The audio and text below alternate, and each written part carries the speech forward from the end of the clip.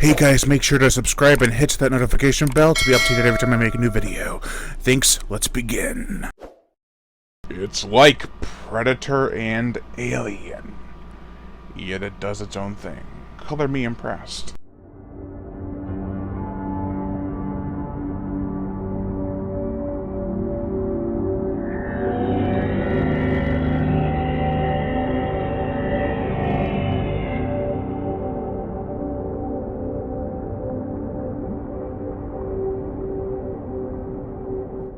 The Pilot. Another bug hunt. This is the 2019 novel by Michael Cole. It's also his fourth book and my fourth entry into the Michael Cole files. Enjoy. The plot! A team of 8 mercenaries are hired to head a search and rescue attempt on a tropical island. A professor is in need of saving. However, there is more to the story. And what should have been just a simple mission is becoming much dire than anticipated. This was a novel that Michael Cole, quote-unquote, needed to get done. It was just a fun ripoff with interesting and different elements from the source material. A peace of mind, if you will. Does that show on the pages? Kinda. It's not a bad novel, no, not at all. But it was kind of like an exercise in what he could get away with, just to have fun. There's nothing malicious about that. Everyone needs a freebie from time to time. Where the pilot excels is the original moment. The creature that is, of course, an alien, doesn't just live for the thrill of the hunt or to kill. Instead, the pilot is treated like a queen bee, with a drone army and a hive mind. I won't give too much away. There are no emotional attachments required for this thing's survival. It doesn't emote with caring or supportive gestures. It's just there to take over and destroy. In that, it acts like a cross between Predator and a Xenomorph. Even then, despite there being copy and paste tools throughout, there are inventive things about it. Going into the book's atmosphere, it sometimes felt like they were in the jungle with sweltering heat and humidity dragging them down as they walked, and other times a forest. It was mostly the former, but I think the vibes were generally strong to get through the idea that the characters were in a tropical environment. Speaking of the characters, there's Victor Seymour. He is the leader of the group. He used to be a SEAL until he got cancer. He was deemed too unhealthy and unfit for duty, and was honorably discharged. He may not be a part of a special elite force, but the SEAL training never left him. 1, 2, 3, 4, I love the Marines! He gathered up a team and they worked as one. His team consists of Tim Sutton, the medic with an attitude, Charlie, the aircraft flyer, Craig Easley, the nerd of the group, Najimi, a Japanese fighter and a tracker who is good with a sword, Terry, a sniper tracker woman who can hit any target but she can't seem to get a dedicated date, and then there's Rex and Ivan, the 2 meatheads, as well as an additional member that was forced to come along, Cassie Hawk, who has spent way too much time behind the desk and is a bit rusty when it comes to being alert and fit enough to travel through the terrible terrains. She can put up a good fight, though, with guns. I didn't trust Tim Sutton at first for some reason. When I began reading the book, I thought Mr. Cole was going to pull the old double cross like the android and alien. Turns out he's just a smartass who can talk the talk and back it up. Charlie is more so an important background character. Of course, he's there to deliver the team to the island,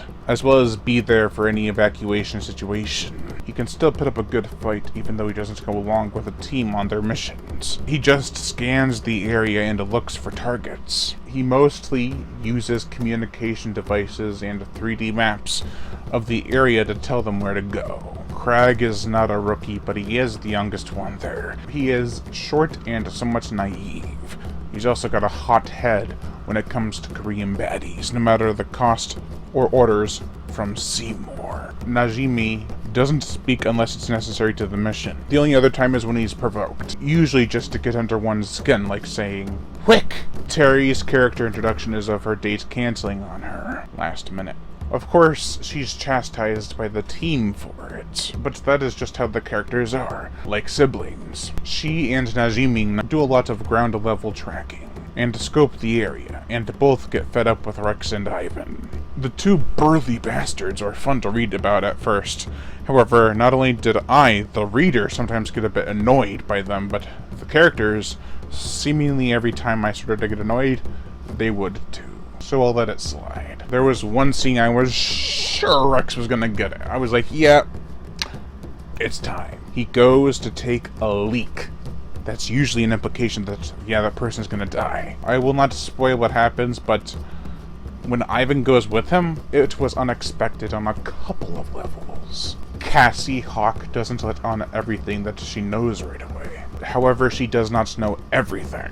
Some things she discovers along with the mercenaries. The alien holds many horrors and shocks with surprises. Let's get into them, shall we? The gore! To understand the gore in this book, you'd have to get a mental image of what the alien looks like. Only Mr. Cole knows the exact details, and he has wanted an artist to come up with something. So I'll give the description a go. The humanoid does not have eyes. There are brief descriptions that make it seem like the alien can see, though. It has several spots on its body where it appears to be wearing armor, but there are some openings for some reason.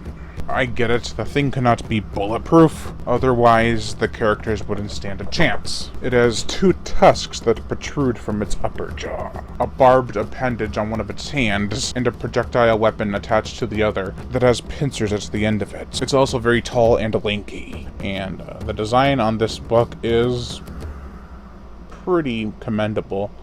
There are some differences, but I think it looks pretty good. Not exactly like what he described, but close enough.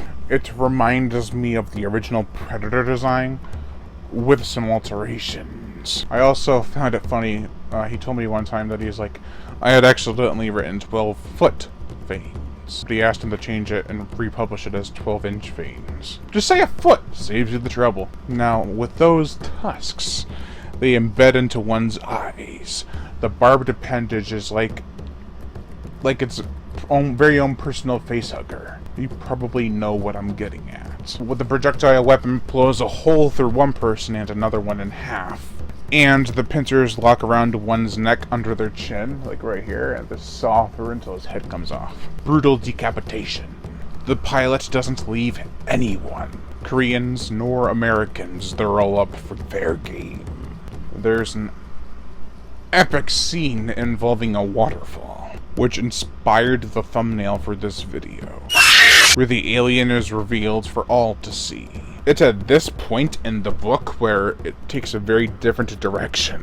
What started off as a bloodier Predator ripoff turned into a mishmash of some Predator and a lot of aliens. Still, we do get to read about the token foreign merc a la Billy actually fighting the alien instead of cutting away. It's reminded me of the Yakuza member fighting the Predator in Predators from 2010. Somewhat. For the potential film score, Javier Navarrete, who has worked on a lot of Guillermo del Toro films. However, his score for Antlers from 2021 had a mysterious, dramatic edge to it, and I think that's what the pilot would need. Alan Silvestri, despite being an amazing composer, would probably just do Predator again, and a new approach would be much welcomed. I'd have the violins working overtime, the heroes trying to just walk towards the enemy or try to fight off the enemy, trying to encapsulate the environment like Francois Tatats did with Rogue from 2008. I was originally going to go with Tatats, or Tataz, but once I put on Naravet's score to Antlers, it had everything from the somber moments in Rogue's score, but done better, somewhat. It depends on what kind of movie it was. It could go either way, to be honest. The pilot is action-packed and gun-ho, but it isn't a fun thrill ride. It's taken very seriously. And the repercussions if their mission fails is felt. They need to succeed. Overall, while I feel this should have been more adrenaline-fueled throughout, What we got was intense enough. I didn't really get to latch onto any of the characters like I wanted to. Their development was a bit loose, but I didn't want them to die. I was starting to wonder who was actually going to make it out alive throughout this book. While it's not a bad book, I could see it turning off a multitude of readers. There is no escaping the comparisons that will be made. But I think I went into this book with the wrong mindset. I will fully admit I was expecting Predator, but got more so Aliens. And it was a bit subpar and subdued compared to those titans of the action sci-fi horror genre. Still, I didn't hate the book. Not at all. This worked for what it set out to do, and I feel it was written with a fun mindset. I'd say give it a read if you want something that's like Alien and Predator, but not. Overall, I give the pilot a 2 out of 5. Thank you all for watching. I am Brian Gatto, the Horror Shark. Make sure to like, comment on, as well as share this video. Like my Facebook fan page and support me on Patreon, or even $1 a month can help keep the channel going on strong, and I greatly appreciate it. Plus, you get access to body counts and other music videos that you can't get on YouTube because of copyright and age restriction. Monetary support, if you want to support the channel through PayPal, it's horrorshow37@gmail.com. I greatly appreciate that too. Also, check me out on TikTok, The Horror Shark, or Stock Talk Walk. I'm going to change it eventually to probably The Horror Shark. But if you don't want to support me with any money, just hit that notification bell to be notified every time I'm making a video. And as always, subscribe. Blah blah.